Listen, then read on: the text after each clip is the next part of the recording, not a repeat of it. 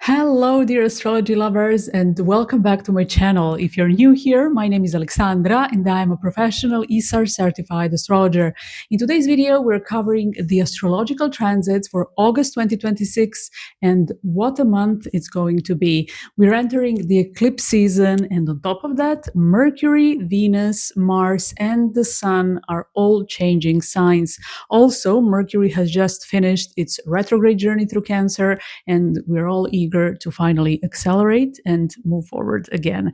If July was marked by delays, misunderstandings, a melancholic mood with Mercury retrograde in Cancer, insecurity as well, or questioning different areas of your life, August is going to be quite the opposite.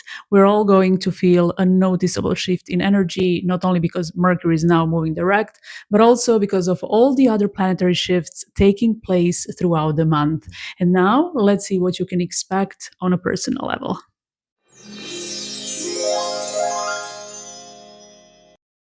Hello, dear Capricorn Rising. This is your horoscope for August 2026. This month is bringing a lot of planetary activities in the sky, and in mid August, we'll have a powerful stellium in Leo in your 8th house. The stellium will consist of Mercury, Jupiter, the Sun, and the moon. When it comes to the moon, it will be on the 12th of August. Of course, the sun and the moon will be close to the south node, so we'll have a solar eclipse on August 12th in your 8th house. But before the eclipse, in the first half of the month, there will be some important planetary changes. Specifically, on August 6th, Venus, the ruler of your 10th and 5th house, is entering Libra in your 10th house. And just a few days later, on the 9th, Mercury will enter Leo in your 8th house, and at the same time, it will form a conjunction with Jupiter.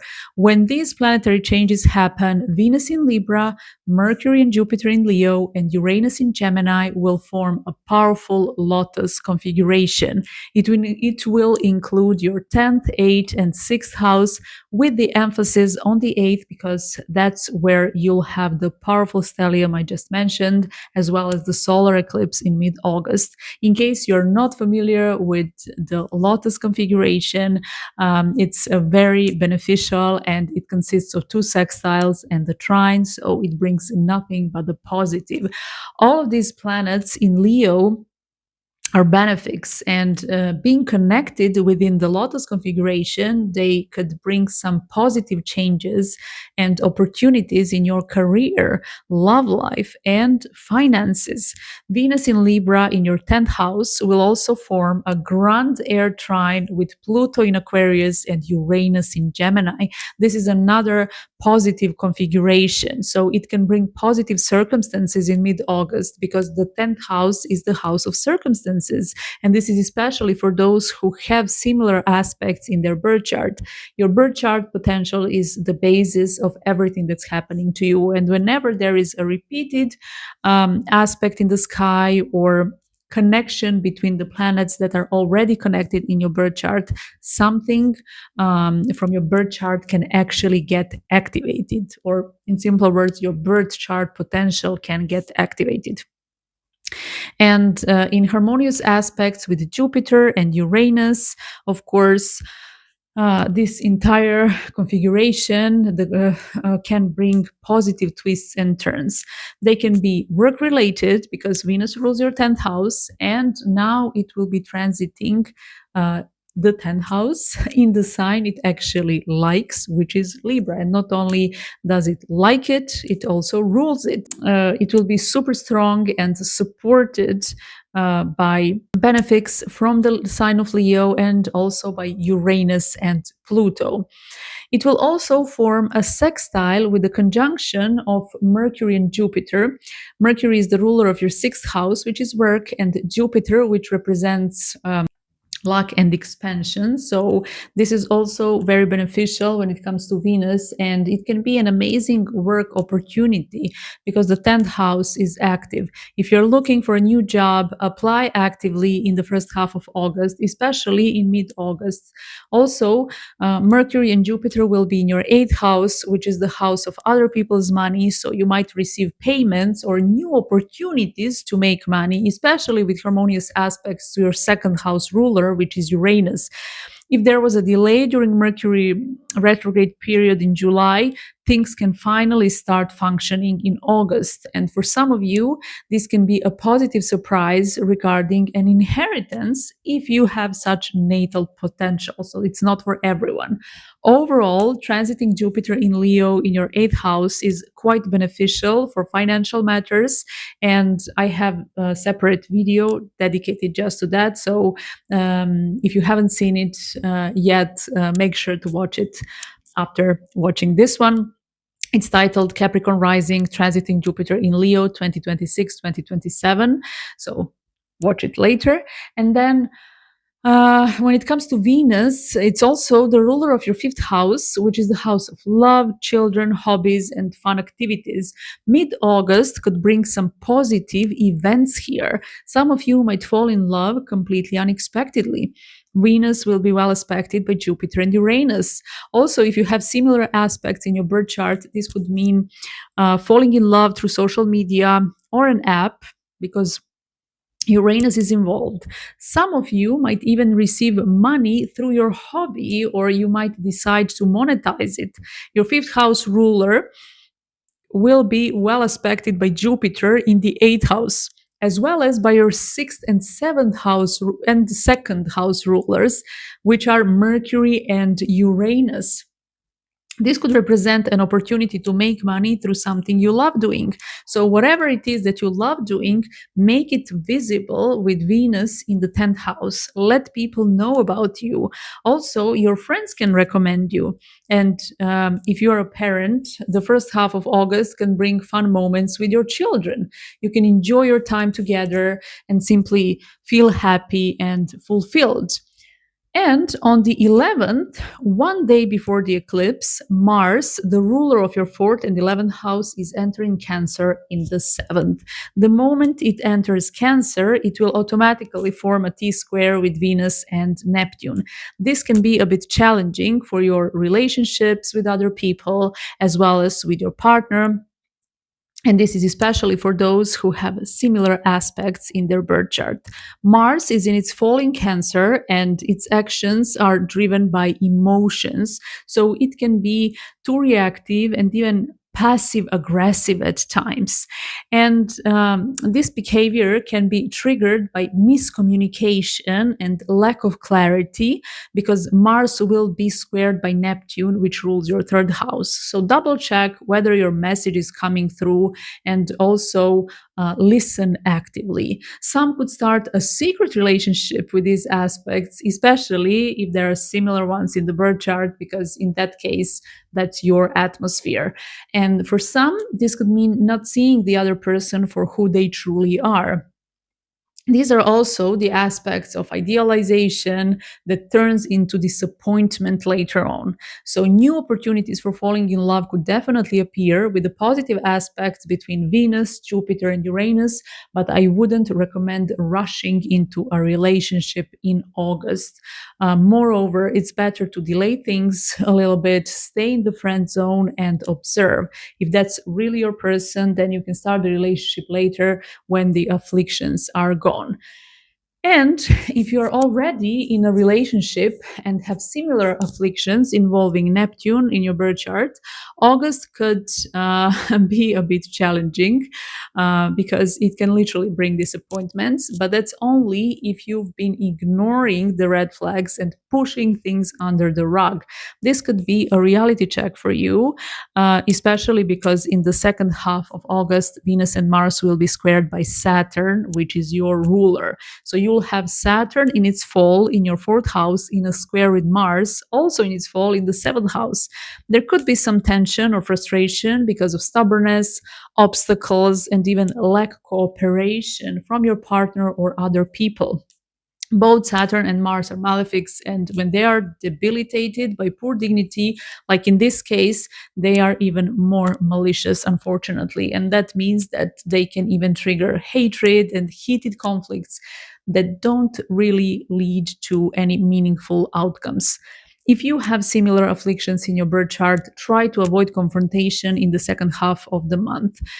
This can include your romantic partner as well, as I said, because Mars and Saturn will form a T square with Venus, your fifth house ruler.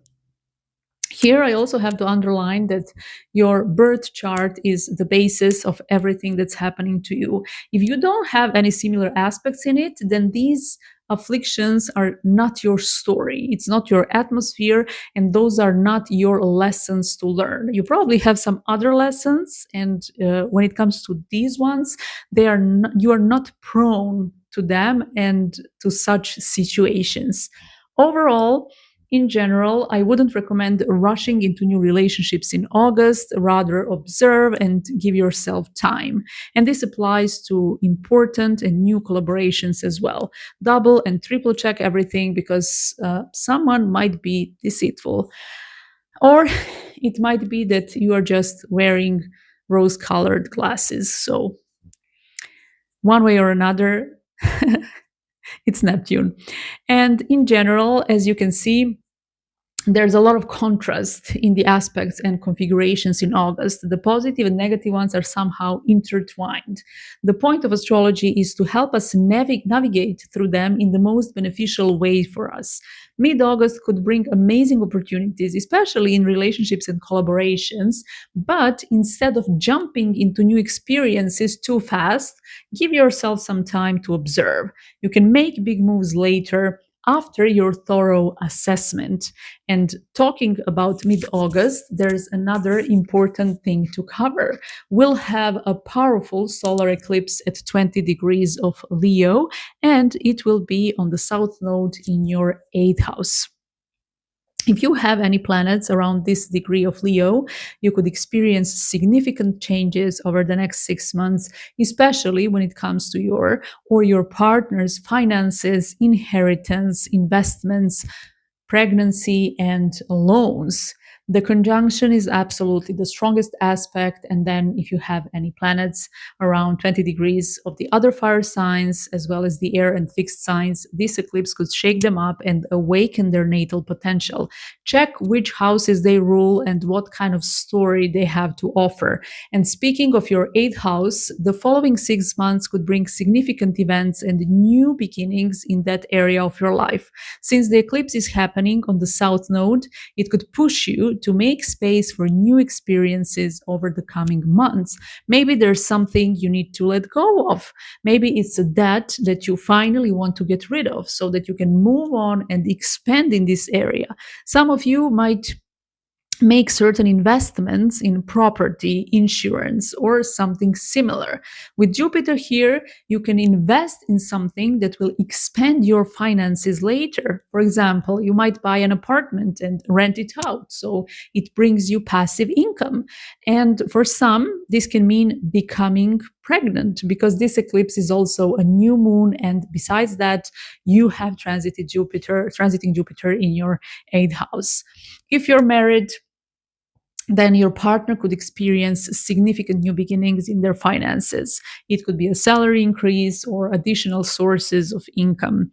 And in your case, it could be a loan for a house or other property. Overall, this eclipse is quite positive because it will be in trine to Saturn, your ruler. So it could mark the beginning of something you'll want to build over time. And another important thing to know about this eclipse is that around the time of the eclipse, we'll also have an opposition between Mercury in Leo in your eighth house and Pluto in Aquarius in your second house. If you have a similar aspect in your birth chart, you could easily get triggered and make some radical decisions. Mercury is your sixth house ruler, so it can be about your work or a potential conflict at work. Of course, this is not for everyone, but I'm trying to cover as many possibilities and situations as possible. Overall, Mercury in Leo can be quite dramatic, so don't let your emotions take control because you could regret it later. And Mercury is also the significator of traffic, so be careful in the days surrounding the eclipse, especially because both Mercury and the eclipse will be in your eighth house. Don't expose yourself to any unnecessary risks. And on the 23rd, the Sun will enter Virgo in your ninth house, and then on the 25th, Mercury will follow.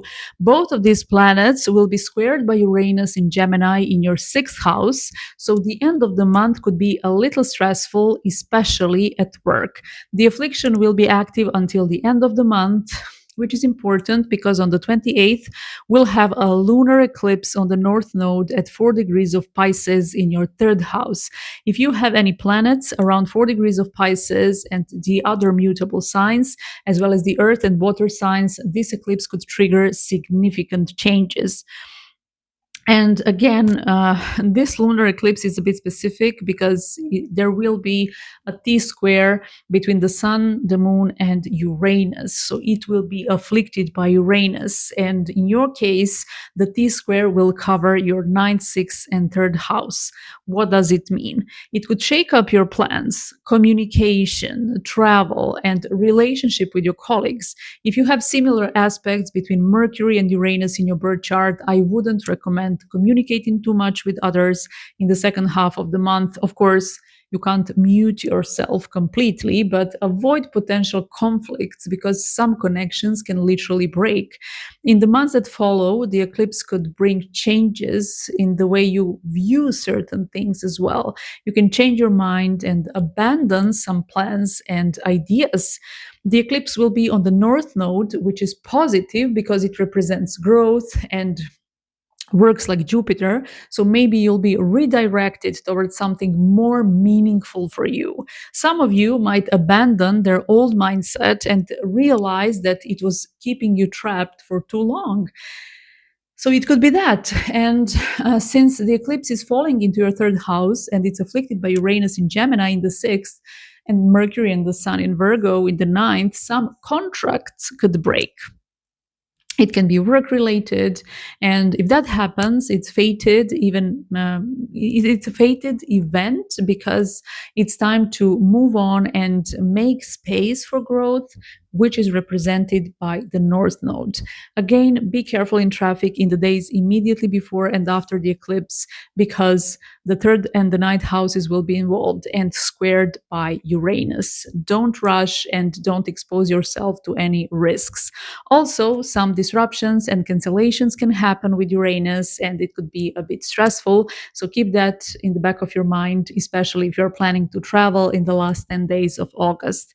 And in the end, I want to clarify the impact of the eclipses because some of you might get scared because of the affliction from Uranus. So it's good to know that for the events to be activated, the eclipse has to fall on a planet or house cusp in your birth chart or simply form a strong aspect with a planet in it.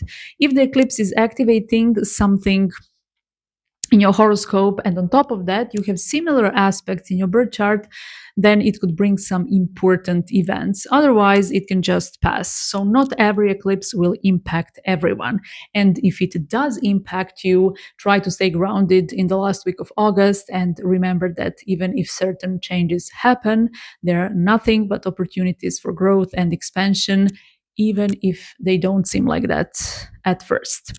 To sum everything up, August is a super dynamic month, so try to make the most of the positive aspects and don't panic during the intense ones. I hope you found this video useful and inspiring. If you did, please subscribe to my channel. You'll help it grow, and at the same time, you'll stay up to date with my monthly horoscopes and other astrology videos. Thank you so much for watching, and see you in the next one.